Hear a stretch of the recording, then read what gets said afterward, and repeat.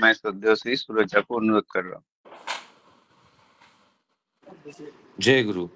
आलोचना प्रसंगे पंचम खंड, पेज 210 211, डेट 26 अक्टोबर 1944।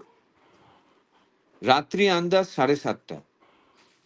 रात अंदाजन 7:30 बज चुका है। शुक्ला नवमीर चाँद तार शुभ्र हासिटुकु छड़िए दिएছে पृथ्वीर बुके। शुक्ला नवमी का जो चांद है, उसका शुभ्र जो आभा है, वो पृथ्वी के आंचल पर फैल चुका है। श्री ठाकुर आश्रम सम्मुखस्थ उन्मुक्त प्रांगणे चौकीते बसे अनुपम भंगिते दरद विगलित कंठे आलाप आलोचना करছেন। श्री ठाकुर आश्रम के जो सम्मुख में उन्मुक्त प्रांगण है, वहां पर एक चौकी पर बैठे हुए अनुपम भंगिमा से दर्द विगलित कंठ से आलाप आलोचना कर रहे हैं। सामने बसे आছেন रामशंकर दा, आशु भाई, देवी भाई, जितेंद्र प्रमुख। सामने बैठे हुए हैं रामशंकर दा, आशु भाई, देवी भाई, जितेंद्र और बाकी कुछ गिने चुने लोग। श्री ठाकुर आपन मने बोलছেন, কোনো সত্যিকার মুভমেন্ট আন্দোলন করতে গেলে চাই দেব ঋত্বিক। They are the life of the nation. তারাই জাতির প্রাণ। কারণ তাদের আদর্শপ্রাণ জীবন, ব্যবহার ও চর্যামুখর চারিত্রিক অভিব্যক্তির সংস্পর্শেই জাতির জীবনে আদর্শপ্রাণতা গজিয়ে ওঠে।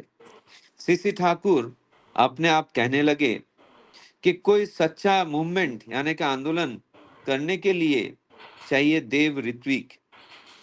दे are the life of the nation, यानी कि वो जाति के प्राण है, क्योंकि उनके आदर्श प्राण जीवन, व्यवहार और चर्चा मुखर चारित्रिक अभिव्यक्ति के संस्पर्श से जाति के जीवन में आदर्श प्राणता जग उठता है। আর ওই আদর্শ প্রাণতা বা ইষ্ট প্রাণতাই হলো সর্বতোমুখী বাস্তব মঙ্গল ও অভ্যুদয়ের উৎস। और वही ये आदर्श प्राणता या इष्ट प्राणता ही सर्वतोमुखी वास्तव मंगल या अभ्युदय का उत्स है। आदर्शहीन देश प्रेमेर धुओं कमप्लेक्सेर वृत्तिर कलरल छाड़ा আর কিছু নয়। आदर्शहीन देश प्रेम का जो धुआं है, वो कॉम्प्लेक्स यानी कि वृत्तियों का कोलाहल छोड़कर और कुछ नहीं है। देशेर सेवा करा माने देशेर मानुषेर सेवा करा। देश का सेवा करने का मतलब होता है देश के मनुष्य का सेवा करना।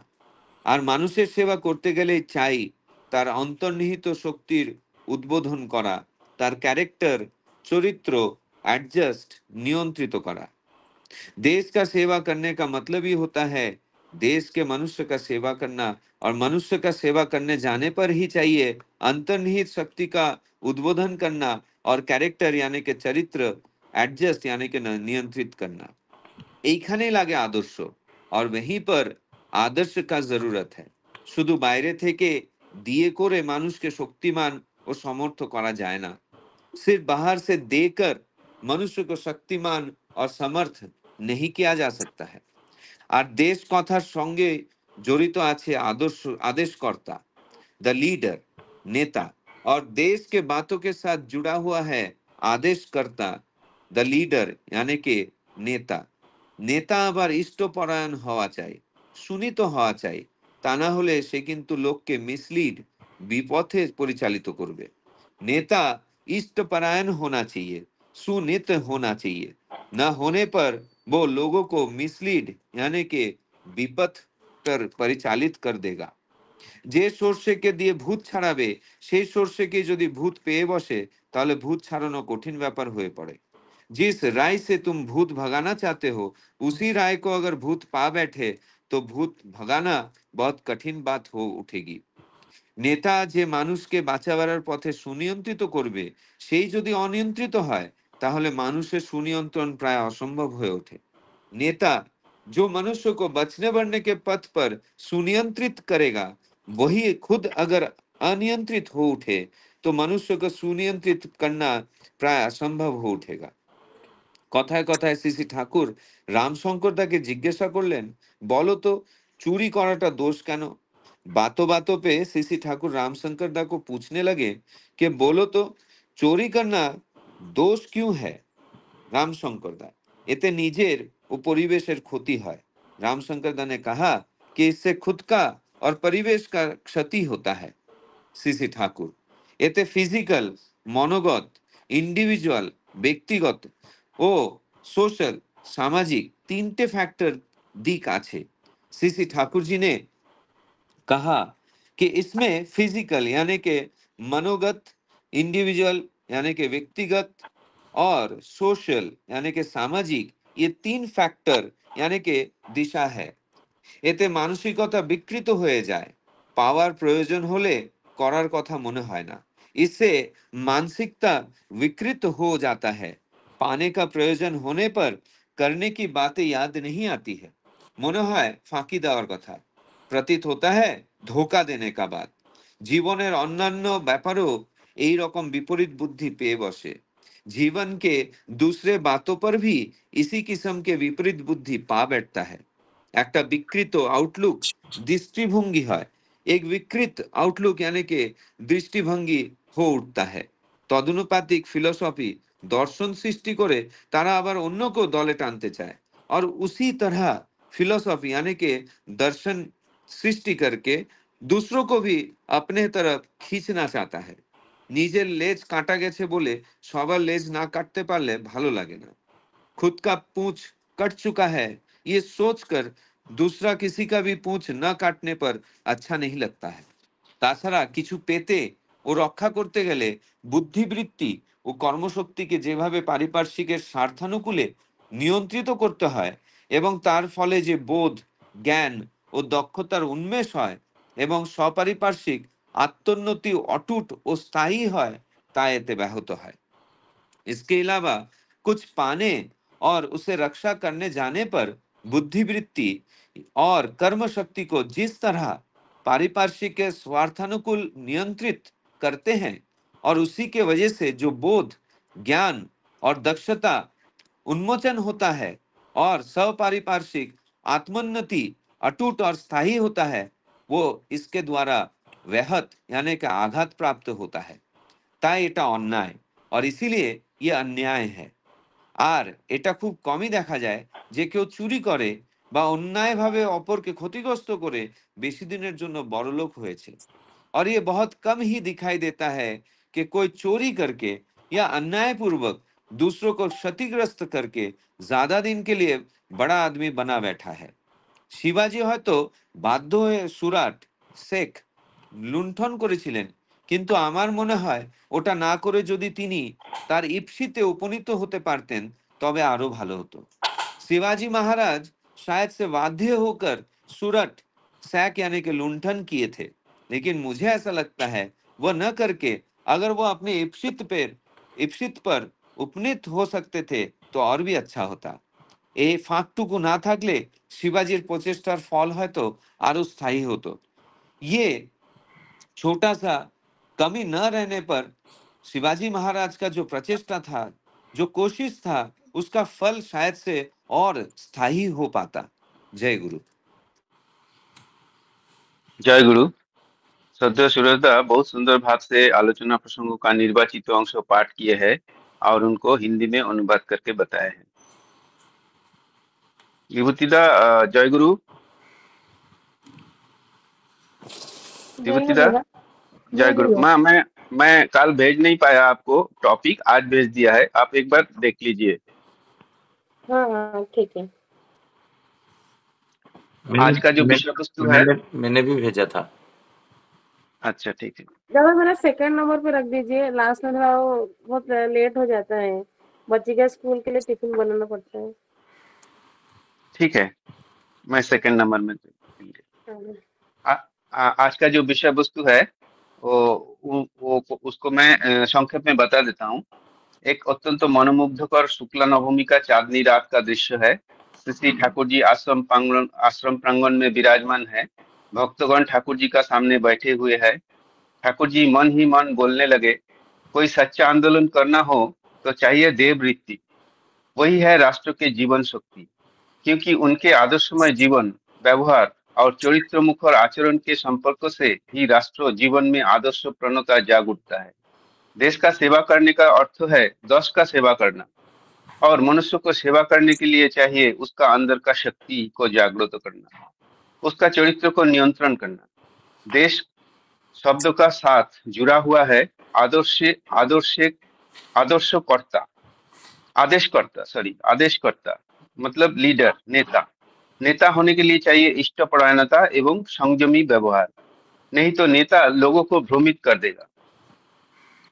दूसरा पैराग्राफ, श्री ठाकुर जी रामशंकर दा को प्रश्न पूछ रहा है, बोलो तो चोरी करना दोष क्यों है? रामशंकर दा बोले, इसे अपना और पर्यावरण का दोनों का नुकसान होता है। श्री ठाकुर जी बोलने लगे, इसमें तीन पहलू होते हैं, मानसिक, व्यक्तिगत और सामाजिक। इसमें मानसिकता को विकृत हो जाते हैं, कुछ प्राप्त करने के और उसे सुरक्षित रखने के लिए जो बुद्धि, वित्ती और कर्मशक्ति को पारिपार्श्विक के स्वार्थ के अनुकूल में नियंत्रित करना पड़ता है, जिससे बोध, ज्ञान और दक्षता का विकास होता है और साथ ही समग्र आत्मोन्नति स्थायी रूप से संभव होती है, ये सब इसमें बाधित हो जाता है। इसीलिए ये अन्याय है। यह है आज का विषय वस्तु का मूल कथा। तो इस विषय वस्तु के ऊपर आलोचना रखने के लिए मैं पहले श्रद्धेय श्री सूरजदा को अनुरोध करूंगा आलोचना करने के लिए। श्रद्धेय श्री सूरजदा। जय गुरु। आज का जो विषय है वो एक मनुष्य के जीवन में आदर्श होने के वजह से क्या हो सकता है और उनका व्यक्तित्व में जो विकास है और उसके द्वारा समाज, देश और देश का जो एक उन्नयन हो सकता है उसके बारे में ठाकुर जी यहाँ पे बोल रहे हैं। बोले किसी भी किस्म का अगर हमें आंदोलन करना है उसके लिए चाहिए देवऋत्विक। देवऋत्विक का मतलब मैं यहाँ पे समझता हूँ ठाकुर जी कहना चाह रहे हैं कि जो व्यक्ति इष्ट केंद्रिक, उच्च आदर्श संपन्न और उनके चरित्र में नैतिकता रहे, वही देवऋत्विक है। और ऐसे व्यक्ति जो है वो समाज के लिए बहुत ही लाभदायक होते हैं और उन्हें ठाकुर जी यहाँ पे कह रहे हैं कि वो पूरे जाति का प्राण होते हैं। प्राण का मतलब क्या होता है, मुझे ये समझना जरूरी है। प्राण का मतलब होता है जिसमें वृद्धि हो। एक झाड़, उसमें प्राण है या नहीं वो हमें कैसे पता चलता है? उसकी वृद्धि को देखकर। छोटा एक पौधा रहता है, धीरे धीरे वो बड़ा होता है, उससे फल फूल होता है, तो हम कहते हैं कि ये झाड़ जिंदा है। मतलब उसके उसके जो बहिः प्रकाश है वो है वृद्धि, बचना और बढ़ना। तो जिस व्यक्ति के द्वारा अगर किसी एक समाज में, देश में या देश में अगर वृद्धि है, वृद्धि यानी कि बाहरी वृद्धि नहीं, मैं कहना चाहता हूं जो आंतरिक वृद्धि है, मेरे सोच विचार में, मेरे समझ में अगर वृद्धि होगा तो ऑब्वियसली उसका वही प्रकाश अपने आप हो जाएगा। जैसे कि ठाकुर जी ने सत्तानुष्ठान में कहा है कि डालिम पकने पर अपने आप फट आएगा, उसे कहने की जरूरत नहीं होगी, वही उसका वही प्रकाश है। तो मेरा अंदर अगर ये सारे गुण अगर बन रहा है तो ऑब्वियसली वो कभी ना कभी वही प्रकाश पाएगा। लेकिन कोई एक ऐसा इंसान हमारे जीवन में चाहिए जो मुझे प्रबुद्ध करे, मुझे उद्दीप्त करे, जो मुझे उद्बुद्ध करे कि ऐसे चलन से चलना जीवनीय है। तो ऐसे जो व्यक्ति हमारे जीवन में हमें जो उद्बुद्ध करते हैं, मैं ऐसा समझता हूं कि हमारे जीवन में हमारे आचार्य हमें वो प्रकृत रूप से उद्बुद्ध करते हैं कि जीवन का सही मायना क्या है, क्या मायने हैं, और जीवन को किस तरह से अनुप्राणित करके हम हमारे जीवन में आगे बढ़ सकते हैं, किस तरह हम हमारे जीवन को आदर्श प्राण बना सकते हैं, किस तरह हम हमारे चरित्र को चर्चा मुखर बना सकते हैं, किस तरह हम हमारे व्यवहार के द्वारा हम हमारे समाज में एक प्रेरणा की सृष्टि कर सकते हैं, और वही प्रेरणा किस तरह एक आंदोलन बन सकता है। ठाकुर जी यहाँ पे उस चीज के बारे में कह रहे हैं। ठाकुर जी कह रहे हैं कि अगर आदर्श प्राणता, इष्ट प्राणता नहीं है तो जीवन में सर्वत्र भाव से, मतलब होलसम मंगल जो है और जो एक अद्भुत है, मतलब जो रिवोल्यूशन है, वो कभी नहीं हो सकता है। इसलिए ठाकुर जी ने बानी दिया के इष्टो नाय नेताजी जमेर दालाल किंतु से, के इसका मतलब क्या है कि जो इंसान के जीवन में, जो नेता के जीवन में इष्ट नहीं है, वो यम का दलाल है। वो खुद तो विनाश के पथ पे खुद को आगे रखेगा और उसी के साथ साथ उसके जो फॉलोअर्स है, जिसका वो नेतृत्व कर रहा है, उस दल को भी वो विनाश के पथ पे रख देगा। तो ठाकुर जी यहाँ पे यही चीज बोल रहे हैं कि अगर आप एक लीडर हो, जो जिसको देखकर कुछ लोग अनुप्राणित हो रहे हैं, जो इंसान को देखकर कुछ लोग अभिभूत हो रहे हैं, वो इंसान अगर अपने जीवन में आदर्श को लेकर नहीं चलता है तो इससे पूरे समाज का क्षति हो सकता है। इसके कई उदाहरण आज हमारे आंखों के सामने दिखता है। आप थोड़ा सा नजर उठा के देखेंगे, आपको पता चलता है। ठाकुर जी और ये कह रहे हैं कि मैं अगर बाहरी रूप से लोगों को कुछ दे देता हूं तो उससे वो सामर्थ्यवान नहीं बन सकता है, उससे उसके अंदर शक्ति नहीं आ सकता है। मैं बाहरी रूप से देकर उससे कितना दिन सामर्थ्यवान बनाऊंगा, क्योंकि उसको पता ही नहीं है कि जो मैं उसे दे रहा हूं उसको किस तरह बनाए रखा जा सकता है, उसे किस तरह वृद्धि किया जा सकता है। मैं अगर समझा ही नहीं पाऊं कि इस चीज को आप इस तरह से ठीक ठीक तरीके से यूज करना या फिर उसको जीवन में इस तरह से तुम बढ़ाना, तो उसका कोई मतलब नहीं है। किसी एक गरीब इंसान को मैं देखते रहता हूं, बहुत ऐसे लोग होते हैं कि दया आकर उनके मन में दया की सृष्टि होती है और किसी एक गरीब व्यक्ति को कुछ रुपए दे देता है। क्या वो रुपए देने से उसका जो गरीबी है वो खत्म हो सकता है? उसका गरीबी क्यों है वो समझना जरूरी है कि कहीं ना कहीं उसका चलन में, उसके चिंतन में शायद से वो वृद्धि वाली बात नहीं है। तो अगर मुझे उसका गरीबी मिटाना है तो उसको अंदर से उस शक्ति का उजागर करना जरूरी है। उसे ये समझाना जरूरी है कि तुम एक मनुष्य का रूप पाए हो इस जन्म में, तो तुम बहुत कुछ कर सकते हो अगर तुम खुद को जान पाओ। तो अगर उस व्यक्ति के जीवन में एक आदर्श की प्रतिष्ठा किया जाए, उसे अगर सही सही रूप से अगर समझाकर उसे एक स्किल सिखाया जाए तो उसका गरीबी हमेशा के लिए मिट जाता है। मैं एक दिन के लिए एक इंसान को 100 रुपए देकर शायद से उस दिन का जरूरत पूरा कर सकता हूँ, लेकिन हमेशा का जरूरत मैं मिटा नहीं सकता हूँ। तो अगर मुझे उसके जीवन में कुछ सही करना है तो मुझे उसके जीवन में उस शक्ति का उजागर करना जरूरी है जिससे उसका कैरेक्टर एडजस्ट हो सके और इस तरह वो नियंत्रित हो, ताकि उसके जीवन में आदर्श के साथ वो अपने पूरे कैरेक्टरिस्टिक्स को चेंज कर पाए। तभी अंदर से वो शक्तिमान बनेगा, अंदर से वो सामर्थ्यवान बनता है। ऐसे ऐसे करके अगर हम एक एक व्यक्ति को, ज्यादा नहीं, हम अगर एक एक व्यक्ति को टारगेट करके हम अगर उसके जीवन में कुछ उन्नयन करते हैं तो मुझे ऐसा लगता है कि पूरे समाज को सामर्थ्यवान और शक्तिमान बनाने के लिए ज्यादा समय की जरूरत नहीं होगी। आज डीपी वर्क्स जो है वो क्या है? मुझे तो लगता है कि ये वही आंदोलन है जिसके द्वारा मनुष्य के जीवन में वो शक्तिमान और सामर्थ्यवान बन रहे हैं। आप सोच के देखिए, हम तो वही कर रहे हैं ना कि किसी व्यक्ति ने ठाकुर जी को कभी तो अपनाया था, किसी भी कारण के वजह से वो ठाकुर जी को फॉलो नहीं कर पाया, उनके आदर्शों को वो अपने जीवन में ढाल नहीं पाया। लेकिन उन्हीं व्यक्ति को जब हम आज मिल रहे हैं, उनके साथ थोड़ी देर जब हम बात कर रहे हैं, तब वो प्रभावित हो रहा है। क्यों प्रभावित हो रहा है? क्या मेरे बातों से वो प्रभावित हो रहा है? ये हमें सोचने की जरूरत है। मुझे ऐसा लगता है वो हमारे बातों से प्रभावित नहीं हो रहा है, वो हमारे अपीयरेंस से, वो हमारे जो बात करने के साथ साथ जो हमारी जो भंगिमाएं हैं, जिस तरीके से एक्सप्रेशन देकर, जिस तरीके से जेस्चर देकर हम बात कर रहे हैं, उन्हें ये महसूस हो रहा है कि ये मेरा अपना इंसान है और ये मेरा अच्छा चाहता है, तो मुझे ये फॉलो करना चाहिए।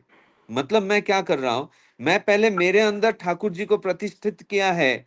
मैं सिर्फ वो जो बोलते हैं ना, ठाकुर जी जो यहाँ पे बोल रहे हैं, आदर्शहीन देश प्रेम के धुआं, कॉम्प्लेक्स या वृत्ति का कोलाहल छोड़कर और कुछ नहीं है। अगर मैं मेरे अंदर आदर्श को अगर प्रतिष्ठा नहीं कर पाया, मैं मेरे ठाकुर जी को अगर प्रतिष्ठित नहीं कर पाया हूँ, अगर मैं मेरे आचार्य को अगर मेरे दिल में नहीं बैठा पाया हूँ, मैं कितना भी बातें कर लूं, वो आदर्शहीन कोलाहल छोड़कर और कुछ नहीं है, सिर्फ एक दिखावा है। तो मैं कितना भी डीपी वर्क में जाऊं, मनुष्य मुझसे प्रभावित नहीं होगा। क्यों? क्योंकि वो सिर्फ एक दिखावा है। मेरे बॉडी जेस्चर में, मेरे हाव भाव में वो चीज प्रैक्टिकली दिखकर नहीं आएगा, तो वो एक सिर्फ दिखावा बन के रह जाएगा। लेकिन जब मेरे अंदर मेरे ठाकुर जी सुप्रतिष्ठित हैं, सक्रिय अनुराग मेरे अंदर है, जब मैं चाहता हूं कि ठाकुर जी चाहते हैं कि तुम्हारे जीवन में मंगल हो, मैं जब ये जेस्चर अपने आप मेरे अंदर से जब आता है, तो वो व्यक्ति प्रभावित होता है, वो ठाकुर जी को फिर से मानने के लिए तैयार हो उठता है। इसका मतलब मैं क्या कर रहा हूं, उस डीपी वर्क के द्वारा मैं उसके जीवन के अंतर्निहित जो शक्ति है उसको उजागर कर दे रहा हूं उनके सामने, और इसी के द्वारा उसके जीवन में उसका जो कैरेक्टर है वो नियंत्रित हो रहा है। और ये तब तक पॉसिबल नहीं है जब तक मेरे जीवन में एक आदर्श नहीं है। तो ठाकुर जी यहाँ पे इसीलिए कह रहे हैं कि देश का बात करने के साथ साथ जुड़ा हुआ है एक आदर्शकर्ता, एक लीडर। तो मेरे जीवन का लीडर कौन है? मेरे जीवन का लीडर मेरे प्रभु है, मेरे ठाकुर है। मैं और किसी नेता को नहीं जानता हूं। मैं जानता हूं मेरे जीवन में एक ही नेता है, वो मेरे सर्वोपरि मेरे ठाकुर जी है। और उनको देखकर जब मैं इष्टपरायण हो उठता हूं, मेरे जीवन में जब मैं नीतियों को फॉलो करके चलता हूं, धीरे धीरे मुझे लोग चाहने लगते हैं। हम लीडर किसको मानते हैं? जिनके द्वारा हम प्रभावित होते हैं। ये प्रभावित होना अच्छे तरीके से भी हो सकता है, गलत तरीके से भी हो सकता है। लेकिन अच्छे तरीके से जब हम प्रभावित होते हैं तो हमारे जीवन में कुछ अच्छा ऐड हो जाता है, तब हम विपत में नहीं चल सकते हैं। तो ठाकुर जी इसलिए यहाँ पे बोल रहे हैं कि अगर इष्टपरायण कोई नहीं है, ऐसे अगर कोई नेता है, तो वो पूरे समाज को विपत में परिचालित कर सकता है। और ये एक बहुत बड़ा ध्वंस है। आप हिस्ट्री उठा के देख लीजिए, ऐसे बहुत सारे देश हैं जो एक बिना इष्ट के नेता के वजह से ध्वंस के पथ पे चला गया है। पूरा जो देश है वो निस्तो नाबूद हो चुका है। हमारे सामने ये उदाहरण है। मैं एक छोटा सा उदाहरण दूंगा कि सिंगापुर एक ऐसा इतना छोटा सिटी है जहाँ का जनसंख्या जो है दिल्ली से भी कम है, लेकिन आज वो इतना ज्यादा क्यों, मतलब सुनियंत्रित है? क्योंकि उनके जो रिवोल्यूशनरीज थे वो एक आदर्शपरायण व्यक्ति थे, उनके व्यक्तित्व में वो चीज दिखाई दिया है।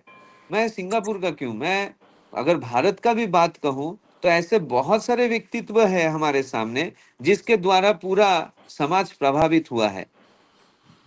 क्यों?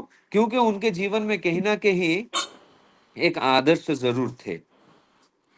तो हमें ये समझना होगा कि अगर मुझे खुद को, मेरे अंदर के शक्तियों को उजागर करना है, मुझे मेरे उस शक्तियों को उजागर करते हुए मुझे एक आदर्श प्रांत जीवन व्यवहार और चर्चा मुखर चारित्रिक अभिव्यक्ति को अगर उजागर करना है, तो मुझे मेरे जीवन में एक जीवंत आदर्श की जरूरत है, जिसको मैं मानते हुए मैं जीवन में जब आगे बढ़ूंगा तब उसी को देखकर लोग प्रभावित होंगे, और वहीं पर मेरे ठाकुर जी को प्रतिष्ठा करने का मुझे एक मौका मिलता है। और वही जाति का प्राण है, और उसी के द्वारा जो भी आंदोलन हम करते हैं वो सार्थकता लाभ करता है। तो मुझे ऐसा लगता है कि हमारे बचने बढ़ने के पथ को अगर सुनियंत्रित करना है तो हमें हमारे जीवन में आदर्श की प्रतिष्ठा करनी होगी, और इसी के द्वारा हम देवऋत्विक बन उठ सकते हैं। देवऋत्विक बनने के लिए हमें सिर्फ एक ही चीज करना है कि मेरे ठाकुर जी मेरे आचार्य मेरे सर्वोपरि हैं, उनके सिवाय मेरे जीवन में और कोई लक्ष्य नहीं होना चाहिए। यही शब्दों के साथ मेरे वाणी को विराम करता हूँ। जय गुरु। जय गुरु। श्रद्धा सूरजदा बहुत सुंदर भाव से विषय वस्तु को आलोचना किए है। दादा ने बताया कि आचार्य देव जी है, आचार्य देव ही हमें प्रकृत रूप से उद्बुद्ध कर सकते हैं। जो नेता जीवन में, जिस नेता को जीवन में इष्ट नहीं है, वो जम का दलाल होता है, वो मनुष्य को और विभ्रांत कर देते हैं। तीसरा बात बोले, गरीबी मिटाना है तो उन्हें स्किलफुल बनाना होता है। हम कुछ पैसा रुपया दे दिया तो उसमें उसका जीवन में उन्नति या जीवन में परिवर्तन नहीं होगा, उनको सामर्थ्यवान बनाना बहुत जरूरी है।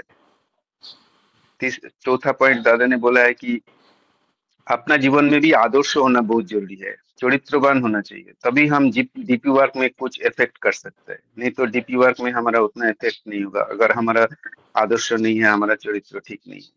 तो बहुत सुंदर आलोचना रखे दादा ने। अभी मैं रश्मिता जेनामा को अनुरोध करूंगा आलोचना रखने के लिए 10 मिनट। जय गुरु जय माँ। गुरुदेव। जय जय गुरु। गुरु। उपस्थित सभी को मेरा रानंदित जय गुरु। अभी सूरज सर ने बहुत अच्छे से उसको ट्रांसलेट भी किए पढ़ के, और अच्छा आलोचना भी किए हैं। इसके आगे मैं क्या बोलूँ, मुझे समझ में भी नहीं आ रहा है। और कल क्या हुआ, मेरा मोबाइल खराब होने की वजह से मैं इसके ऊपर सुन भी नहीं पाई थी। अभी एक दो पॉइंट ही मैं देख रही हूँ, जितना हो सकता है मैं कवर करूंगी। ठाकुर जी जैसे यहाँ पर बोल रहे हैं कि एक इंसान को आदर्शवान बनना चाहिए। उससे पहले बोले हैं कि देव ऋतिक के बारे में ठाकुर जी बोले हैं। आदर्शवान इंसान सबके लाइफ में आदर्शवान इंसान रहना जरूरी है। हम किसी को आइडियल बना के चलते हैं, तभी जाके हमारा जो लाइफ है ना वो अच्छे से चलता है। अगर हमारे जीवन में कोई आइडियल नहीं है, हम किसी को फॉलो नहीं करेंगे। अगर हम जैसा कोई गलत इंसान है, अगर हम उसका फॉलो करते हैं, उसका व्यवहार को हम अपने लाइफ में लेते हैं, तो उसके साथ जो हुआ है हमारे साथ भी वैसे होगा। बट ठाकुर जी को हम पकड़ के हमने इतना सीखा लाइफ में कि ठाकुर जी ने तो जो सांसारिक रूप में मतलब उनका सांसारिक रूप में हम लोग को तो करके दिखाए, हम उनको हमारा परिवार में लेके चलते हैं। और ठाकुर जी को जब हमारे परिवार में लेके चलते हैं, तो हमारा पति, हमारा हम, हमारे बच्चे, हमारे फैमिली के सब कुछ, वो भी क्या करते हैं, जब वो कोई काम करने जाते हैं तो हम सोचते हैं अगर ये टाइम पे ठाकुर जी रहते थे तो क्या करते थे, ये टाइम पे ठाकुर जी होते थे तो दूसरे से हम लोग कैसा बात करेंगे उसके बारे में हम सोचते हैं। किसी को कोई बात बोलने के टाइम पे मतलब किसी को हर्ट ना हो ये भी सोचते, क्योंकि हमारे लाइफ में आदर्श है और वो चीज हमें वो करके दिखाए, तभी तो हम सोच पाते हैं। जैसा कि आचार्य देव, अभी हम लोग लास्ट टाइम देवघर गए थे तो बोल रहे थे, आप अगर आपका दुकान भी है तो सोचो कि ठाकुर जी यहाँ पर है, यहाँ पर उपस्थित है, तभी जाके आप किसी के साथ, आपको किसको ठगोगे नहीं, या आप किसी को धोखा नहीं दोगे, आपका व्यवहार, आपका बोलचाल अच्छा रहेगा। जब कल एक माँ एक बात बोल रहे थे, एक माँ लोग सब एक न्यू घर पे डीपीओ करने के लिए गए थे 4 जन। तो जाने के बाद वहां पर क्या हुआ कि वो जो माँ जहाँ पर जिसके घर पे गए थे, उनके घर पे उनको लगा कि ये लोग 5 जन आए हैं। तो उन्होंने क्या क्या 5 चेयर दिए, कुर्सी दिए बैठने के लिए, और कुर्सी देने के बाद बैठे, थोड़ा टाइम बातचीत हुआ, फिर वो जो घर के माँ थे वो गए शरबत लाने के लिए। जब ठंडा लेके आ रहे, आने के टाइम पे देखे सिर्फ 4 जन ही बैठे हैं और एक जन नहीं है। तो पूछ रहे बाकी लोगों से कि आप यहाँ पर और एक जन थे कहाँ गए, बोलते कि नहीं हम तो 4 ही आए थे। तो बोलते कि नहीं यहाँ पर 4 नहीं, और एक जन भी आए थे। कौन आए थे ना, धोती कुर्ता पहन के, फिर वो ठाकुर जी का फोटो दिखाए। तो इसके लिए हमें हर टाइम महसूस होता है कि मेरे साथ ठाकुर है। और हम डीपी वर्क में जाते हैं, कहाँ भी जाते हैं, बहुत सारा तो कहानी सुने हैं, मतलब सबका लाइफ में अपना अपना एक्सपीरियंस है कि ठाकुर जी को लेके मेरा लाइफ, मेरा आदर्श में बना के मैं मेरा लाइफ में कैसे चल रही हूँ। और जब मैंने ज्यादा स्टडी नहीं कर पाई, थोड़ा थोड़ा बोल रही हूँ आज।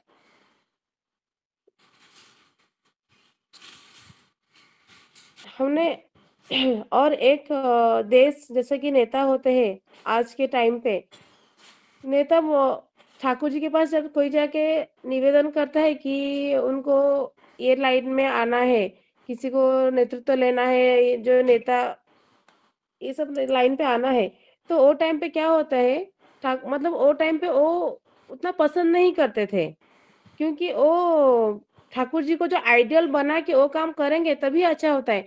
तो भी वो उनसे दूर रहने के लिए बोलते हैं। अगर उनको लेके चलेंगे तो क्या होता है, किसी कभी कभी इतना दायित्व तो हम लोग को मिल जाता है ना, हम हमारा आइडियल को ही छोड़ देते हैं जीवन में।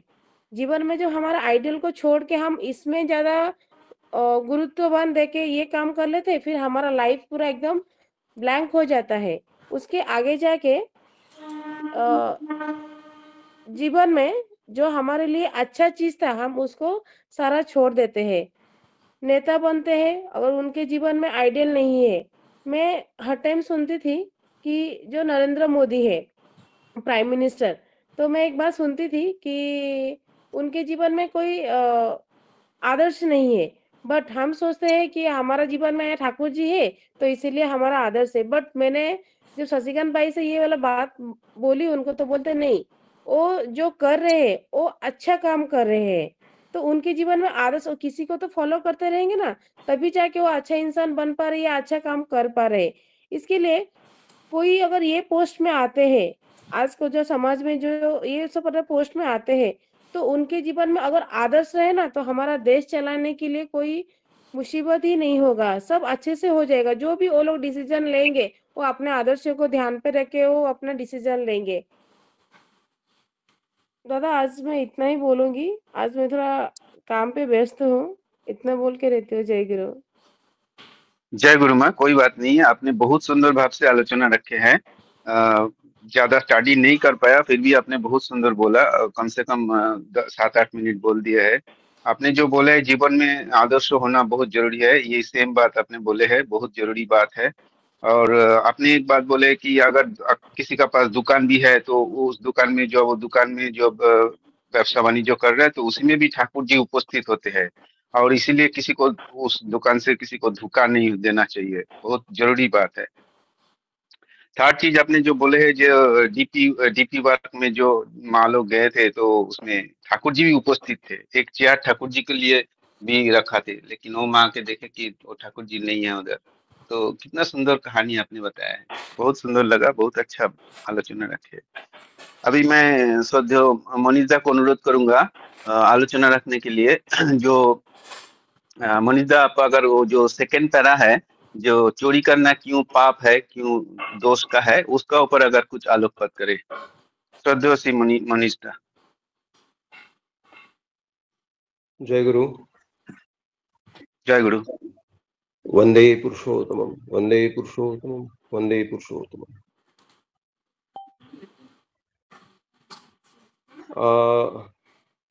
उस पर जाने से पहले एक छोटा सा बात, जो आदर्शहीन जो नेता है उसकी बात थोड़ा एक जो मन में आ रहा था वो मैं बोलना चाहूंगा। ठाकुर जी की जो वाणी है, इष्ट नहीं है जिस नेता को, यम दलाल ही समझो उसको। तो ये यम का दलाल का मतलब क्या है? यम होता है मृत्यु की देवता, और उसका दलाल का मतलब है उसके लिए काम करने वाला, मतलब मृत्यु की तरफ लेके जाने वाला। तो क्या कोई नेता ऐसे होते हैं? तो आजकल के समाज में, आजकल नहीं, ये आजकल की क्यों बात, ये सब समय में ऐसा होता आ रहा है, लेकिन आज किस तरह से प्रोमिनेंट है वो मैं बोलता हूँ। अभी देखिए, कोई जो नेता होते हैं, कोई जो लीडर होते हैं, किसी पार्टी का लीडर है, तो क्या करते हैं, उनका मोडस ऑपरेंडी जिसको बोलते हैं, उनका काम करने का तरीका कैसा होता है। यंग बच्चों को इकट्ठा करते हैं। हर एक पार्टी का देखिए एक यंग लोगों के लिए एक प्रतिष्ठान होता है, यूथ जिसको बोलते हैं। तो यूथ को क्यों साथ में लेते हैं वो लोग? उसका कारण है कि यूथ के पास जो है उत्साह, भयंकर उत्साह होता है। अगर 10-15 यंग लड़के अगर मार्केट में निकल जाए और हो हल्ला करके अगर सबको बोले कि दुकान बंद करो, तो लोग धड़ाधड़ जो है दुकान बंद करने लगेंगे। ये आम देखा जाता है। तो ये इनका इस्तेमाल किया जाता है, लेकिन उनके पास दिशा नहीं होती। ये जो यंग मास जो होता है, उनके पास ठीक ठीक दिशा नहीं होने से ऐसा होता है। वो लोग क्या करते हैं, जो नेता है वो क्या करते हैं, यूथ को जमा करते हैं, और उनको, बच्चों को क्या चाहिए, मतलब मैं सभी के बच्चों की नहीं बात कर रहा हूं, लेकिन आजकल का जो कुछ जो सो कॉल्ड जो नेता है, वो उनको इस्तेमाल करते हैं, किस तरह से उनको क्या चाहिए वो दे करके, उनको पार्टी, उनको दारू, ये सब दे करके, बहका करके उनको काम में लगा देते हैं, और वो लोग भी लग जाते हैं। क्यों? इसी लालच में। और उसके बाद में अगर कभी पकड़े जाते हैं, जेल में जाते हैं, क्योंकि उन्होंने पब्लिक प्रॉपर्टी का जो अगर ये किया, नुकसान किया, मतलब बस में तोड़फोड़ किया, ट्रेन में तोड़फोड़ किया, तो ये अगर करते हैं तो पकड़े जाएंगे। अगर पकड़े जाएंगे तो जेल में जाएंगे, जेल में जाएंगे तो उनका करियर खराब होता है, उनका जीवन नष्ट होता है। तो उसकी मतलब क्या है? यही जो बात है, यम का दलाल समझो उसको। लेकिन ऑन द कॉन्ट्ररी आप देखिए, हमारे पूज्यपाद अबिंदा, ये भी एक लीडर है, और उनके साथ में देखिए कितना यंग मास जो है लगा हुआ है। अपना कोई लोग ऐसे हैं कि शिक्षण पूरा हो चुका है, नौकरी कर रहे हैं, लेकिन उन्होंने जब बुलाया कि तुम आओ, तुम बंगाल में जाके काम करो, तुम आसाम में जाके काम करो, तुम दिल्ली में जाके काम करो, तुम मुंबई में जाके काम करो, तुम चेन्नई में जाके काम करो, तो हमने देखा है कि महाराष्ट्र में भी ऐसा एक दल सक्रिय है जो उन्होंने भेजा है डीपी वर्क करने के लिए। तो किस तरह से वो लोग ठाकुर जी में अनुप्राणित होकर के और वर्तमान आचार्य में अनुप्राणित होकर के अपने जीवन को कितना सुंदर सुचारू रूप से जो है उनके काम के लिए वो व्यस्त है, अपना करियर बाजू में रखकर। तो ये है डिफरेंस। एक नेता अगर उसका कोई आदर्श नहीं है तो ये किस तरह से हमको गड्ढे में लेकर के जाएगा, उसके बाद में भी नहीं आएगा, ऐसा भी होता है। लेकिन जब हम अगर एक आदर्श में अनुप्राणित है, जीवंत आदर्श में अगर हम लोग उनके साथ में अगर जुड़े हैं, तो किस तरह से हमारा जीवन सुंदर बन जाता है। मैं दूसरे पॉइंट पर आऊंगा, जो रामशंकर दा ठाकुर जी से पूछे, ठाकुर जी पूछे हैं, ठाकुर जी बोले, बोलो तो चोरी करना दोष क्यों है? तो रामशंकर दा बोले, इसमें अपने और पर्यावरण दोनों का ही नुकसान है। तो ठाकुर जी इसके ऊपर फिर बोले कि इसमें 3 पहलू है, साइकिकल यानी मानसिक, वो फिजिकल नहीं है, साइकिकल है। मानसिक इंडिविजुअल वो है व्यक्तिगत, और सोशल यानी सामाजिक, इसके 3 पहलू है। साइकिक मतलब उसका मानसिकता जो है एक व्यक्ति का, मैं जब चोरी करता हूं, मेरा चोरी करने का जब इच्छा होता है तो मेरे मानसिकता के ऊपर उसका प्रभाव आता है, मानसिकता विकृत हो जाती है। ठाकुर जी बोलते हैं, जब कुछ पाने की जरूरत होती है तो कर्म की बात मन में नहीं आती है, बल्कि धोखा देने की सोच आती है। जीवन के अन्य क्षेत्रों में भी यही विपरीत बुद्धि हावी हो जाती है। तो क्या क्या होगा? एक व्यक्ति जो है, एक छोटी सी कहानी, एक व्यक्ति जो है जेल में, कोर्ट में उसका केस चल रहा है, बहुत बड़ी चोरी में पकड़ा गया है, या और कोई काम जो है उसमें पकड़ा गया है, और उसको बड़ी सजा हो रही है, कोर्ट में उसको सजा सुनाई जा रही है। तो उसने इच्छा प्रकाश किया कि मेरी माँ को बुलाया जाए। तो माँ जब पास में आई, उसने पास में बुलाया, तो जब पास में आई तो उसका हाथ पकड़ के बहुत जोर से काटा, बहुत दिया। तो एकदम मतलब ये अचानक हुआ तो सब लोग एकदम भौचक्का रह गए। तो जज ने पूछा कि तुमने ऐसा क्यों किया? तो बोल रहा है कि अगर मेरी माँ ने, मैंने जब सबसे पहला जो चोरी किया था जब मैं छोटा बच्चा था, उसी सब स्थिति मेरे ऊपर नहीं है। तो हमारे कभी-कभी क्या होता है कि बच्चा कुछ चोरी करके उठा के लेके आ गया। हमने भी ऐसा किया। हम जब बचपन में कभी उसकी दुकान लगी हुई है तो 4-5 जा करके मतलब एक कोई उनको बात करने में व्यस्त करेगा और दूसरा जो है वो कुछ आइटम उठा करके फिर तीसरे को पास करेगा, तीसरा चौथे को पास करेगा और ऐसा करके ये करेंगे। इस तरह का काम किया। लेकिन उस समय हमको मालूम नहीं था कि ये नहीं करना चाहिए और ये करने से हमारी क्या क्षति हो सकती है। लेकिन हमारे माँ बाबा ने इस बात को कभी भी अप्रूवल नहीं दिया। अगर वो अप्रूवल देते, अरे वाह कितना बढ़िया काम किया, अगर इस तरह से वो अप्रूवल देते तो फिर वो जो बुद्धि है वो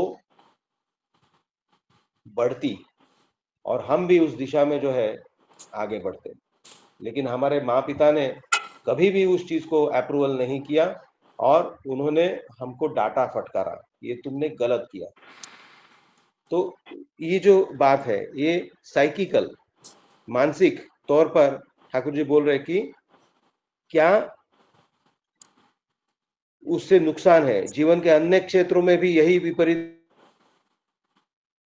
बुद्धि जो है हावी हो जाती है। मैं लोग ऐसे लोग होते हैं जो होटल में, अच्छे होटल में जाते हैं, मतलब 4 स्टार 5 स्टार होटल में जा करके भी लोग जो है वहां का चम्मच उठा करके लेकर के आते हैं पॉकेट में डाल करके। इससे क्या, इससे तकलीफ क्या है? इससे पॉपेरिज्म हमारा बढ़ता है। मतलब हम संपन्न होते हुए भी, मतलब सो कॉल्ड उसको संपन्नता कह सकते हैं कि बहुत अच्छा आर्थिक स्थिति होने के बावजूद अगर इस तरह का काम अगर करने को हम बाध्य हो जाते हैं तो इसका मतलब है कि मैं पॉपर हूं, मैं एक भिखारी जैसा मेरा बर्ताव है। तो ये जो है साइकिकल हो गया, इंडिविजुअल, व्यक्तिगत, उसके ठाकुर जी बोलते हैं आउटलुक, दृष्टिकोण विकृत हो जाता है। इसके अनुरूप एक विकृत को भी अपने में खींचना चाहती है।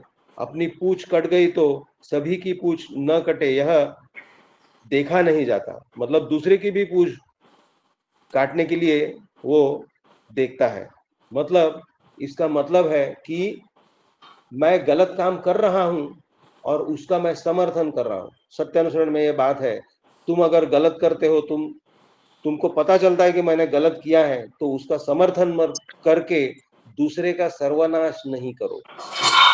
लेकिन ये जब विकृति हमारे अंदर आ जाती है, अगर किसी के अंदर ये विकृति आ गई तो फिर वो क्या करेगा? वो कोशिश करेगा मैं जो गलत काम कर रहा हूं उसका मैं समर्थन करता हूं और मैं दूसरे को भी अपनी ओर खींचना चाहता हूं, दूसरे को भी मैं बर्बाद करना चाहता हूं। क्योंकि मैं गलत कर रहा हूं तो मैं उसका समर्थन करना चाहता हूं। मैं चाहता हूं कि मैं अपने आप को अच्छा दिखाऊं और इसके लिए, अरे एक पेग से क्या होता है, लो ना, एक सिगरेट से क्या होता है, लो ना, करके एक बार चोरी करते हैं, चलो देखो कितना मजा आता है, दूसरे को भी खींच लिया उसमें, तो दूसरे को भी इस तरह से बर्बाद किया।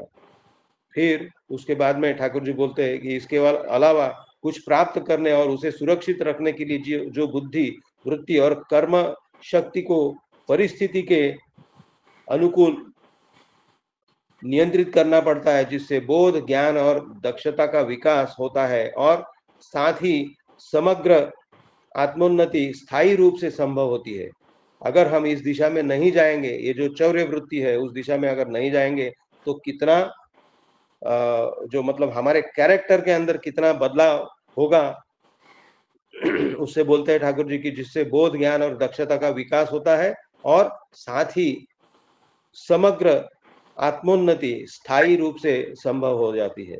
लेकिन अगर हम विपरीत दिशा में जाएंगे तो हमारी ये जो स्थायी आत्मोन्नति होने का जो संभावना थी वो खत्म हो गई। यह हो जाता है, ठाकुर जी वही बोलते हैं कि यह सब इसमें बाधित हो जाता है, इसलिए यह अन्याय है। और यह बहुत ही कम देखा गया कि कोई चोरी या अन्याय करके किसी को नुकसान पहुंचाकर लंबे समय तक धनी बन सका हो। इसका मतलब, अगर जैसे ये जो बहुत बार ऊपर की कमाई, जो गवर्नमेंट ऑफिशियल बहुत बार, या गवर्नमेंट ही क्यों, जो आदमी पोजीशन में बैठा है जहां वो घपला कर सकता है, ऐसी पोजीशन में जो बैठते हैं वो नॉर्मली देखा जाता है वो करते हैं, वो उससे दूर नहीं रह पाते। उससे दूर रहने के लिए बहुत बड़ा मनोबल चाहिए, बहुत मन की शक्ति जो है वो उस तरह की होनी चाहिए। और वो तभी संभव होता है कि हमारे जीवन में जब कोई फिलॉसफी हो, हमारे जीवन में कोई जीवंत आदर्श हो और उन्होंने दिया हुआ संस्कार हो। वो संस्कार को जब हम पकड़ के रहते हैं तब जाकर के ये संभव होता है। तो उसके बाद में सबसे लास्ट पॉइंट ठाकुर जी बोल रहे हैं, मैं इसको मन में बात आ रही है, मैं बोल रहा हूँ। शिवाजी महाराज जो है, सूरत, गुजरात में जो सूरत करके जो जगह है आप सब लोग जानते हैं, सूरत बहुत बड़ा एक व्यापार का केंद्र हुआ करता था और वहां पर बहुत संपन्न लोग रहा करते थे, बहुत बड़े बड़े बिजनेसमैन रहा करते थे। और वहां का जो भी मतलब सरकार जो भी थी, तो वो भी बहुत संपन्न थी। तो शिवाजी महाराज ने एक बार जाकर के, एक बार क्यों, सूरत को उन्होंने 3 बार लूटा है। लेकिन उसका उद्देश्य जो है वो है जो स्वराज्य है, स्वराज्य को क्या बोलते हैं, स्वराज्य को ताकतवर बनाना, तो ये उनका उद्देश्य था। लेकिन यहाँ पर ठाकुर जी एक बात बोल रहे हैं, मेरा मानना यह है, अगर बिना ऐसा किए अपने उद्देश्य को प्राप्त कर पाते तो और भी बेहतर होता। और अगर यह कमी न रही होती तो शिवाजी के प्रयासों का फल शायद और अधिक स्थायी होता। ये जो स्टेटमेंट है, ये स्टेटमेंट करने के लिए जो कलेजा चाहिए वो ठाकुर जी ने वो डिस्प्ले किया है। अभी ये स्टेटमेंट जो है, किसी अभ्यासक को, मेरे मन में यही बात आई कि जो शिवाजी के अभ्यासक है उनको ये स्टेटमेंट के बारे में अगर बोले तो क्या किस तरह का रिएक्शन होगा ये मैं नहीं जानता हूँ। लेकिन अगर हम ठाकुर जी की आइडियोलॉजी क्या है ऑल टुगेदर, और ठाकुर जी शिवाजी महाराज के बारे में और जगह में क्या क्या बोले हैं, रामदास स्वामी के बारे में जो शिवाजी के गुरु थे उनके बारे में क्या क्या बोले हैं, हनुमान के बारे में क्या क्या बोले हैं, तो ये बात अगर उनको बता दिया जाएगा तो शायद वो कन्विंस होंगे। तो ये जो बात है ये बहुत बड़ी बात है। ये जो स्टेटमेंट है ये भयंकर ये स्टेटमेंट है। तो यही बोल करके मैं शेष करता हूँ। जय गुरु। जय गुरु दादा। श्रद्धेय मनीष दा बहुत सुंदर भाव से विषय वस्तु का जो विषय वस्तु के ऊपर आलोचना रखे है।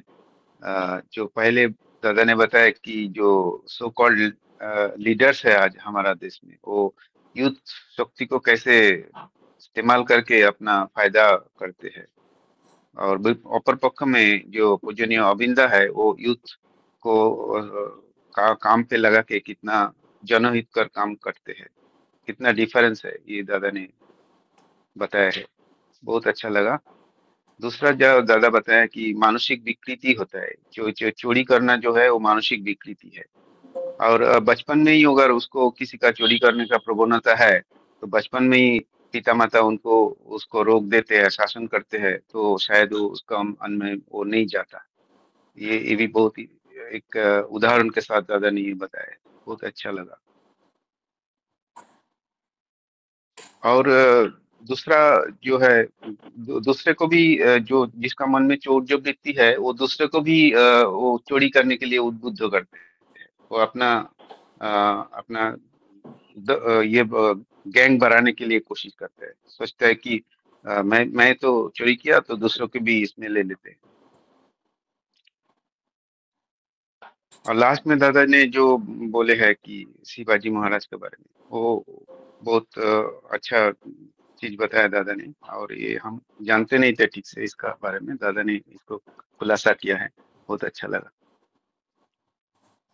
सभी दादा माँ ने बहुत सुंदर भाव से आज आलोचना रखे है, और कोई दादा माँ अगर आलोचना करना चाहते हैं तो हैंड रेज कर सकते हैं 5-7 मिनट।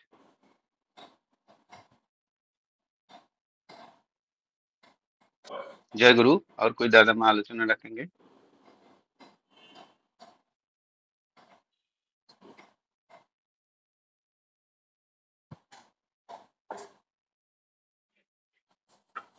और कोई आलोचना नहीं करेंगे तो आलोचना प्रसंगों पे ही समाप्त करेंगे।